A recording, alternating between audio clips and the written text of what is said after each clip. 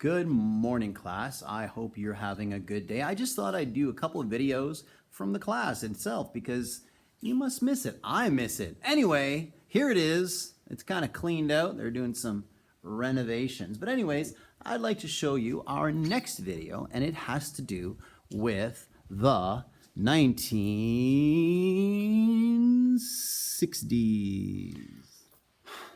As you can see, the 1960s, let's face it, a lot of stuff happened. Remember the Berlin Wall and the Cuban Missile Crisis? Well, my goodness gracious, it is full of things that happened.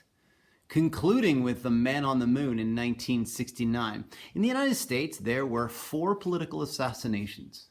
There was John F. Kennedy, there was Malcolm X, there was Martin Luther King and Robert F. Kennedy. And Martin Luther King, ladies and gentlemen, that's probably the most important one because how it relates to today. Because right now, after the murder of George Floyd, the cities in America are on fire. The exact same thing happened in 1968. In Canada, ladies and gentlemen, you'll see something called Trudeau-mania. Well, Trudeau-mania, of course, was Pierre Elliott Trudeau. He became our prime minister, as you know. And he would be prime minister through all of the 70s and into the 80s. So, hey, Boomer. I mean, I know that's what you call each other all the time, but it really comes from the 1960s. If you remember in the 50s, this is when the baby boom hit, right after Second World War, 1945, 1946. And again, Canadian population increased by 50%. So you have this youth culture. But they were born in 46. And by the mid-60s, guess what? They were teenagers. And they were ready for a change. So, hey, Boomer. Oh, there's the bell. You missed that, don't you? So, ladies and gentlemen, in the 1960s, it was the decade of change. There were a lot of people angry with how society was. And these baby boomers came of age during a time of turmoil. As I said, you have 4 political assassinations. You also have the Vietnam War. You have the civil rights movement in the South. America, and not only America, the entire world, it's just crying out for change. And those young people who make this change are called hippies.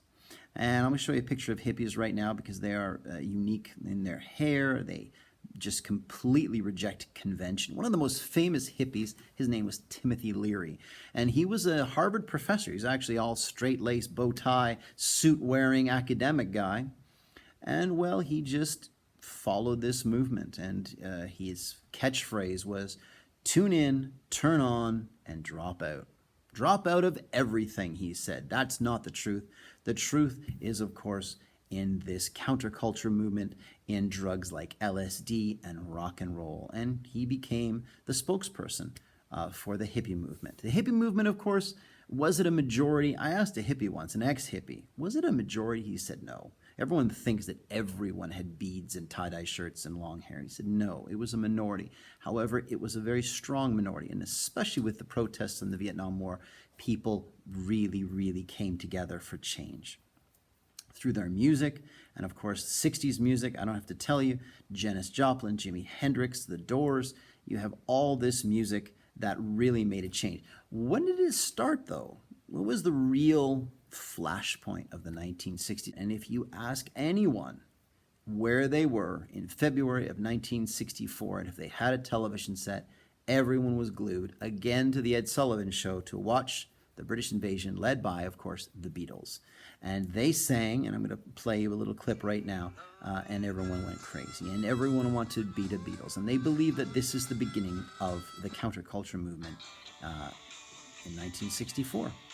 So these 4 boys from Liverpool, Ringo Starr, George Harrison, John Lennon, and Paul McCartney, they got together, and really they are considered the best band ever, I would think. By 1967, though, they came out with the ultimate masterpiece, which is called Sgt. Pepper's. I want to show you Sgt. Pepper's because it's one of the most iconic albums ever. As you can see, it's my dog's favorite album as well. Sgt. Pepper's, of course, remains one of the great, great, great albums of all time. So it's a very iconic looking album, lots of movie stars and famous people in the background.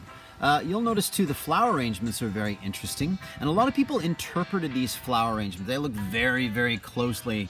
Perhaps they were on some sort of substance. But anyway, you'll see that this is a flower arrangement in the shape of a guitar, but a lot of people look closely and they interpret it as P-A-U-L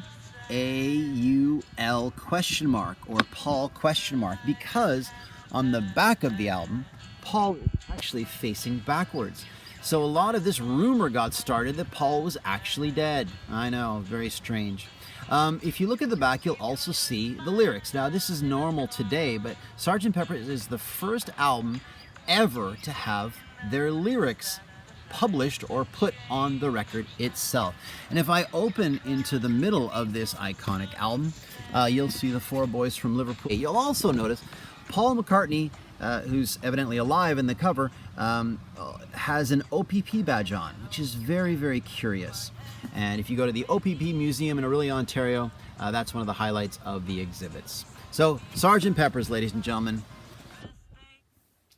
One of the things that the hippie movement did lead to was a massive concert, 500,000 people, which at that time was unheard of.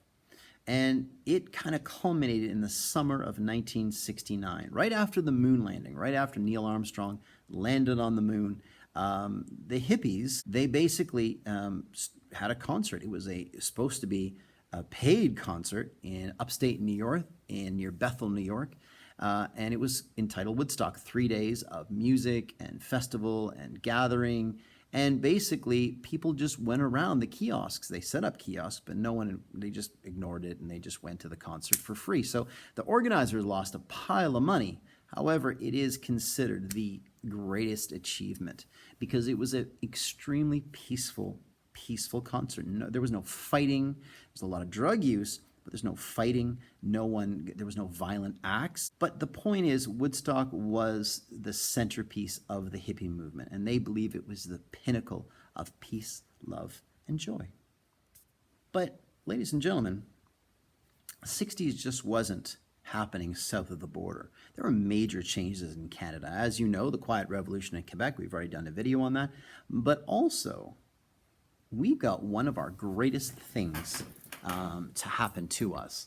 And it's going to shock you how recent it really was. And that was the birth of the Canadian flag in 1965. We fought as a nation under this flag for a long time, through both wars, through Korea. And the Pearson government said, yeah, that's a fine flag, but we need to have our own Canadian flag.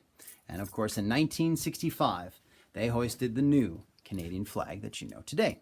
Also in the 60s, we adopted something that to this day Canadians are extremely proud of, and that is socialized or universal health care. That means that we all pay into one system. No matter where we are in Canada, if we get injured or we need medical help, we're not paying out of pocket, right? It comes out of our taxes, and it's one of those things that we're extraordinarily happy to have. Sometimes we don't like the wait times in the ER, but in the end, really, would you give it up? Most Canadians say they would not. So who started this? Well, the original person to start socialized medicine or universal healthcare was actually the premier of the province of Saskatchewan, and his name was Tommy Douglas. And Tommy Douglas is a very famous Canadian, controversial, but very famous Canadian. He has an incredibly famous grandson. I don't know if you know who that is. His name is Kiefer Sutherland, and he is an actor. But anyways, he was the premier, Tommy was the premier of Saskatchewan back in the 50s, and he said all Saskatchewans should have universal health care. Why do you feel this way? Well, you see, he was not born in Canada. He was born in Scotland, and he wasn't born into wealth. He was of humble backgrounds. And when he was a kid, he got an infection in his knees, and the doctor said, you are going to have to take that leg off. They were going to amputate Tommy Douglas's leg. But a local doctor, a local orthopedic surgeon had heard of this and said, well, listen, if I can use it as a teaching tool and let students watch, I will operate for free. And of course, he operated on this Tommy Douglas as a child, and saved his leg. But that really stuck with Tommy Douglas because he said, well, why should I have gotten my leg saved and someone who couldn't afford it would have their leg amputated? Stuck with him. And of course, he adopted a lot of controversy. He had death threats. He had people against him. You cannot, it's communism, blah, blah, blah. And in fact, he did have it passed. Now, it was Lester Pearson in the 1960s who actually passed universal health care for all Canadians. So, boomers, I wish you all peace, love, and happiness.